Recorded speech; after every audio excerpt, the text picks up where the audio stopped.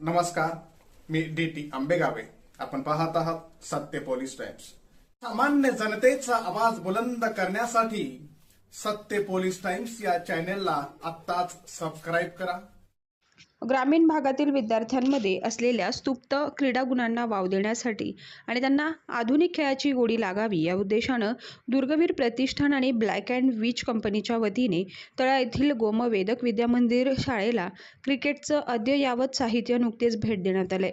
या उपक्रमामुळे शाळेतील विद्यार्थ्यांमध्ये उत्साहाचं वातावरण निर्माण झालं असून ग्रामीण भागातून आता नवे क्रिकेट स्टार घडतील असा विश्वास मान्यवरांनी व्यक्त केलाय. या विशेष कार्यक्रमासाठी ब्लॅक अँड विच कंपनीच्या CSR कमिटीचे प्रमुख श्री वैभव चव्हाण, सदस्य श्री सचिन कोमुर्लेकर, दुर्गवीर प्रतिष्ठानचे अध्यक्ष श्री संतोष हसूरकर, उपाध्यक्ष श्री रवींद्र रावराणे, सचिव श्री सागर टक्के, सदस्य श्री अविनाश कोळी, श्री प्रफुल्ल करकरे, श्री प्रमोद डोंगरे तसेच तळे विभाग शिक्षण प्रसारक मंडळाचे अध्यक्ष श्री मंगेश देशमुख, उपाध्यक्ष श्री पुरुषोत्तम मुळे, सचिव श्री महेंद्र शेठ कजबजे, शाळा समितीचे चेअरमन श्री श्रीराम कजबजे, प्राथमिक विभागाचे चेअरमन श्री महादेव बैकर आणि श्री चंद्रकांत खातू यांच्यासारख्या दिग्गज व्यक्तींनी आपली व्यवस्थित उपस्थिती दर्शवून विद्यार्थ्यांचे मनोबल वाढवले. कार्यक्रमादरम्यान बोलताना श्री वैभव चव्हाण आणि श्री सचिन कोमुर्लेकर यांनी सांगितलं की शहरी भागाप्रमाणेच ग्रामीण भागातील मुलांकडेही प्रचंड कौशल्य असते, मात्र त्यांना योग्य साधनांची उणीव भासते. हीच उणीव भरून काढण्यासाठी हा छोटासा प्रयत्न करण्यात आलाय. श्री मंगेश देशमुख, श्री महेंद्र शेठ कजबजे यांनी दुर्गवीर प्रतिष्ठान आणि ब्लॅक अँड विच कंपनीचे आभार मानत या साहित्याचा उपयोग करून विद्यार्थी नक्कीच शाळेचे आणि तळा तालुक्याचे नाव उज्ज्वल करतील अशी भावना व्यक्त केली. कार्यक्रमाचं सूत्रसंचालन श्री सुहास वावेकर यांनी केले. याप्रसंगी दुर्गवीर प्रतिष्ठानचे पदाधिकारी, शाळेतील शिक्षक, शिक्षकेतर कर्मचारी आणि विद्यार्थी उपस्थित होते. दरम्यान नव्या कोऱ्या बॅट, बॉल आणि किट बॅग पाहून विद्यार्थ्यांच्या चेहऱ्यावरचा आनंद ओसंडून वाहत होता. ब्लॅक अँड विच कंपनीतर्फे आणि दुर्गवीर प्रतिष्ठानतर्फे आज आम्हाला क्रिकेटसाठी इक्विपमेंट्स भेटले. पॅड्स, बॅट्स सगळे करायची गरज भासत होती, कारण जेव्हा आम्ही डिस्ट्रिक्टसाठी प्रॅक्टिस करत होतो तेव्हा कुठे ना कुठे पॅड्सची कमी होती, बॅट्स, बॉल्सची कमी होती. पण आता दुर्गवीर प्रतिष्ठानतर्फे आम्हाला हे सगळ्या गोष्टी उपलब्ध झाल्या आहेत. डिस्ट्रिक्टला जसं आम्ही यावर्षी नंबर काढला आणि विभागाला थोडं अपयश आलं, बट स्टील यावर्षी आम्ही डिस्ट्रिक्ट, डिव्हिजन, अजून स्टेट लेवल, सगळ्या लेवल क्लिअर करू ह्याची आम्ही तुम्हाला खात्री देतो. थँक्यू. दुर्गवीर प्रतिष्ठान या संस्थेबरोबरचा हा आमचा दुसरा प्रोजेक्ट आहे आणि त्यांचं काम खूप चांगलं झालेलं आहे.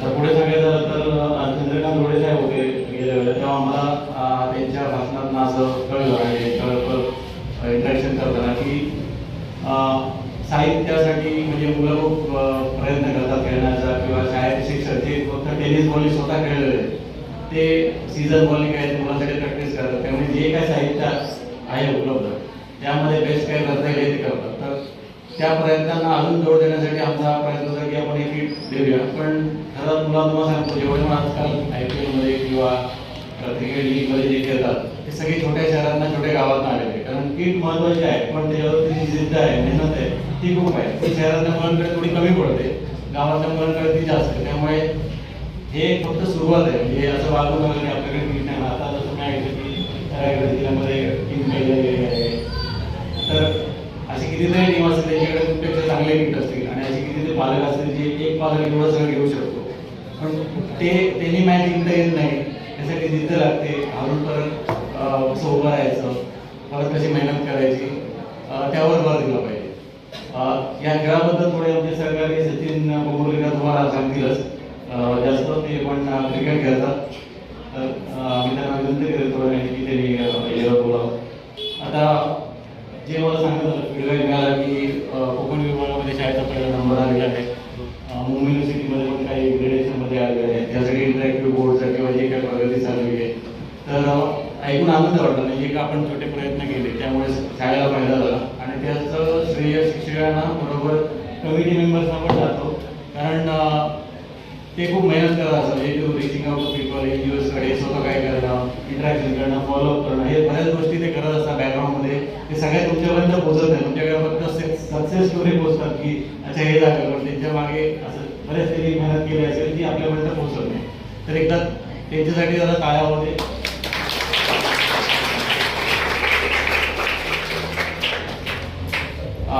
डिजिटल इंटरॅक्टिव्ह बोर्डवर आपण आता गेल्या महिन्यातच आपण स्कूलमध्ये पण केलेलं आहे. आणि जसं मी सांगितलं की आपल्या गावाकडे रुरल एरियामध्ये काम केलं पाहिजे, तर आमचा उद्देश तोच आहे की तळ्यातली जी मुलं आहेत ती माणगाव रोहा इकडं जायला बघतात. तर आपण आपला प्रयत्न आहे की सगळे सुखसुविधा जे शहरांमध्ये किंवा त्या शहरांमध्ये आहेत त्या सगळ्या हळूहळू इकडे आणण्याचा प्रयत्न करत आहे. आणि तसं आपण या रुरल एरियामध्ये आमचे प्रयत्न चालूच आहेत. बाकी खेळाबद्दल म्हणायचं तर फक्त अभ्यास करून पुढे जातात मुलं, पण त्याच्यावर कसं आहे की स्पोर्ट्समॅन स्पिरिट पाहिजे, नेतृत्व गुण आहेत किंवा अजून कसं परत पुढे मेहनत करायची, हे सगळे जे कौशल्य आहेत ते आणले पाहिजेत. तर त्यासाठी स्पोर्ट्स ही खूप महत्त्वाची गोष्ट आहे. अजून एक मी लक्षात आलं की स्पोर्ट्स किटसाठी जी मुलं आली, जी टीम आलेली, त्यामध्ये मला वाटतं लास्ट टाइम जिने भाषण केलं ती मुलगी पण होती इथे. म्हणजे अभ्यासाबरोबर स्पोर्ट्स पण एकत्र चाललेलं आहे त्यांचं, ते बघून मला आनंद वाटतो. बाकी आपण असंच हे करत राहू आणि तुम्ही अभ्यास पण करा आणि खेळावर पण लक्ष द्या. आणि माझ्याकडून शुभेच्छा तुम्हाला खेळाडूंना आणि अभ्यास करणाऱ्या तुमच्या भावी आयुष्यासाठी. आता मगापासून मी ऐकतोय की ग्रामीण भाग परिस्थिती आणि बऱ्याच काही गोष्टी आपल्या आयुष्यामध्ये अडचणी असतात, त्यांनी आपण म्हणजे घाबरून किंवा वाकून जाऊन आपण पुढे आयुष्यात जात नाही. आणि आजूबाजूची बरीचशी लोक, आपली घरातले लोक, शेजारी, मित्र हे आपल्याला कसे बदलतात आणि आपण कसं हे करत नाही. मी तुम्हाला एक छोटीशी गोष्ट सांगतो. ही एक पुस्तक आहे शिवखेरा म्हणून, इंग्लिशमध्ये यू कॅन विन म्हणून. त्याच्यातून ही मी एक गोष्ट आणली आहे. ती अभ्यासासाठी पण आहे, आयुष्यात पुढे जाण्यासाठी पण आहे, खेळासाठी पण आहे. काय होतं, एकदा एक घार आपल्याला म्हणजे घरटं बांधलेलं असतं घारीने, पण वादळामध्ये ते घरटं डोंगराच्या ह्याच्यावरून खाली पडतं.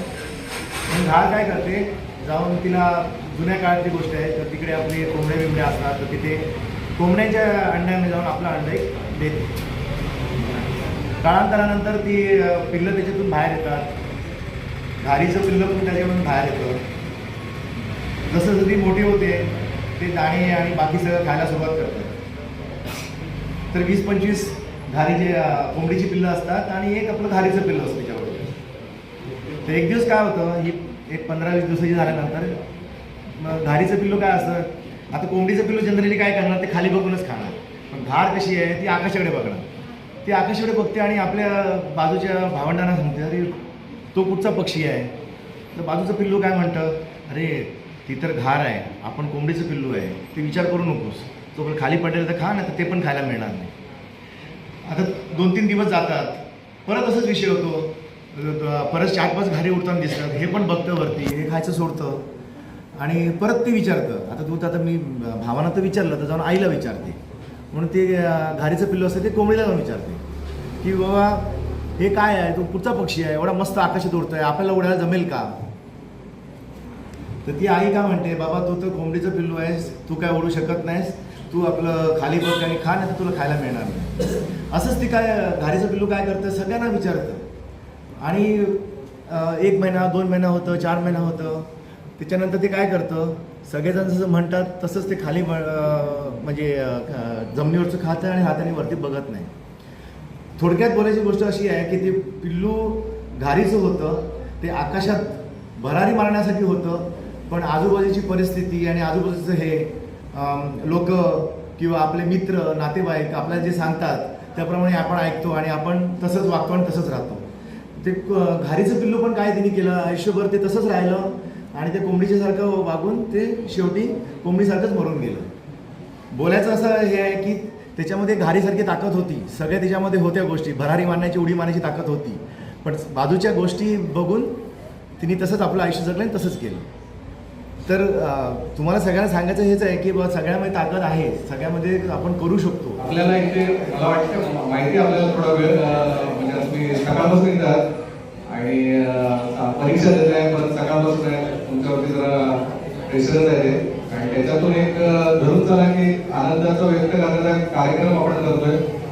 त्यामुळे या आनंदाला आपण जास्तीत जास्त तुम्ही उत्साहाने घ्याल असं मी आशा करतो.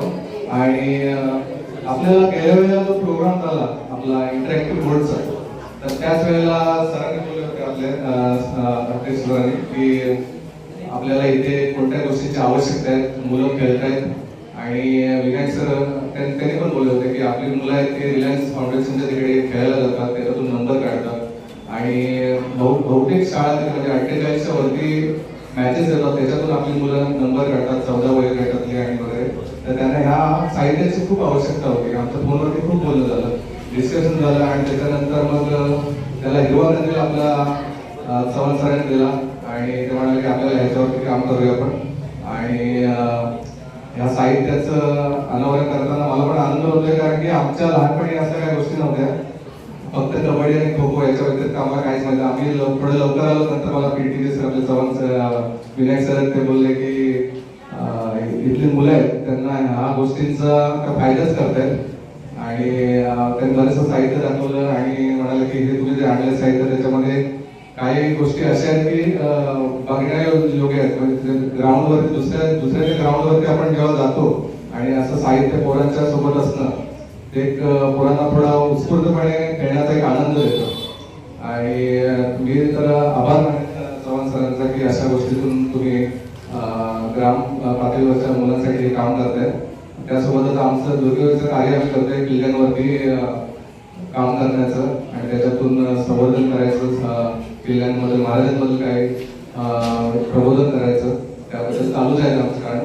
पण त्या किल्ल्याच्या आसपासच्या विद्यार्थ्यांना ह्या फॅसिलिटी आपण देणं जेणेकरून ते कुठे मागे नाही पडणार आणि खेळासोबतच शैक्षणिक भागामध्ये किंवा एखाद्या दुसऱ्या आपला आता आमचा प्रोग्राम सुरू होईल स्कूल किडचा, तो आम्ही अशा बऱ्याचशा शाळांमध्ये करतो. कंपन्या आपल्या रायगडमध्ये वेगवेगळ्या कंपन्या आहेत. त्या कंपन्या विद्यार्थ्यांसाठी किंवा इतर शैक्षणिक संस्थांसाठी वेगवेगळ्या देणग्या देत असतात.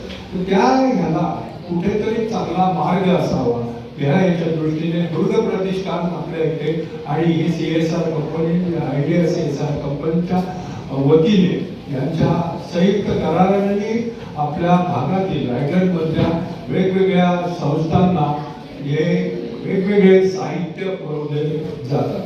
आता हे साहित्य पुरवताना दुर्ग प्रतिष्ठानच्या संस्थापकांशी आपल्या जवळ संबंध असल्यामुळे आपण त्यांच्या जवळ विनंती केली. त्यांनी पण आपल्याशी संपर्क साधून सतत आपल्या शिक्षक वर्गाशी संपर्क साधून आपल्याला काय आवश्यक आहे त्या ह्याच्याप्रमाणे त्यांनी मागील वेळी आपल्याला इंटरॅक्टिव्ह बोर्ड 2 इंटरॅक्टिव्ह बोर्ड आपल्याला दिले आणि त्या इंटरॅक्टिव्ह बोर्डनी तुम्ही या वर्षीच्या ह्याचा आपण चांगल्या प्रकारे युटिलाइज करून त्यांचा वापर आणि या वर्षी आता सुहास वावेकर सरांनी सांगितलं की त्याचा वापर केल्यानंतर आज 9वी-10वीच्या विद्यार्थ्यांना त्याचा फायदा होणार आणि त्याचा फायदा आज आपल्याला ह्या वर्षीच्या रिझल्टमध्ये दिसेलच.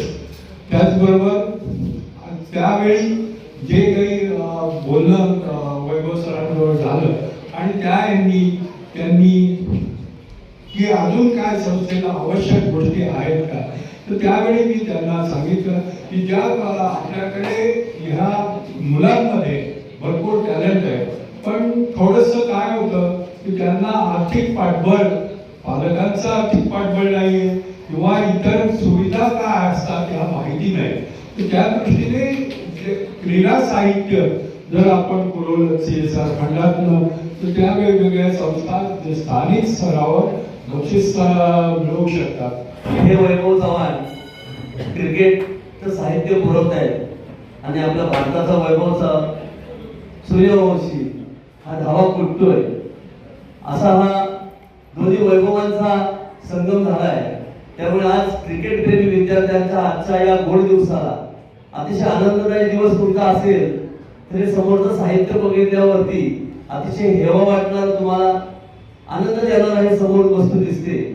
ही वस्तू आज वैभव सरांच्या माध्यमातून 1,70,000 रुपयाची हे किट आपल्या गोमविंद विद्या मंडळाला मिळाला. त्याबद्दल मी वैभव सरांचे शतशः आभार मानतो. वैभव सरांनी जवळजवळ 1 वर्षापूर्वी या शाळेला येऊन भेट दिली होती. मी त्याला सोबत घेऊन आलो होतो. त्यांचे वडील म्हणजे आमचे विजय दादा, त्यांच्याकडून मी नंबर घेतला आणि आपलं बोलणं झालं. मग त्यांनी आपल्याला जे आज डिजिटल बोर्ड आपण शिकताय ते त्यांच्या माध्यमातून दुर्गवीर प्रतिष्ठानच्या माध्यमातून आपल्या संस्थेला मिळाले. अशा दानशूर व्यक्तिमत्व, त्या दानशूर व्यक्तिमत्वाला दीर्घायुष्य लाभो आणि त्यांना भरभरून द्यावे. कारण असं म्हटलं जातं, देणाऱ्याने देत जावे, देणाऱ्याचे हात द्यावे. त्याप्रमाणे अजून बरंच काहीतरी वैभव सरांच्या मनात दिसतंय आणि ते स्वप्न नक्कीच साकार होईल.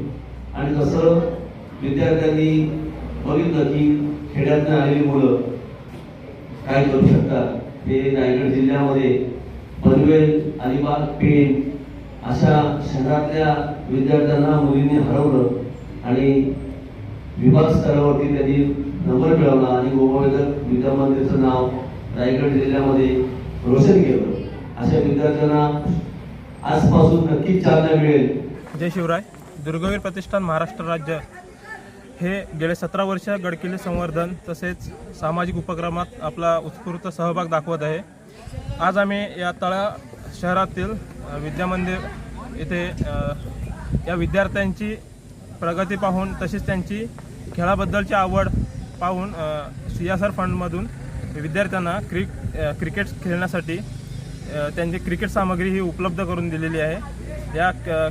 या विद्यार्थ्यांना त्यांच्या पुढील वाटचालीसाठी आम्ही शुभेच्छा देतो. हे नक्कीच आपल्या तळा तालुक्याचे आणि शाळेचे नाव एक दिवस उंच प्रगतीपथावर नेतील यासाठी मी त्यांना शुभेच्छा देतो. आम्ही ब्लॅक अँड विथ या कंपनीकडून CSR फंडातून या शाळेसाठी आम्ही निधी उपलब्ध करून दिला. यासाठी दुर्गवीर प्रतिष्ठानचे संतोषदादा हसूरकर असतील किंवा त्यांच्यासोबतचे सर्व पदाधिकारी असतील, हे मेहनत घेऊन या फंडातून त्यांना क्रिकेट सामग्री उपलब्ध करून दिलेली आहे. सामान्य जनतेचा बुलंद आवाज, सत्य पोलीस टाइम्स.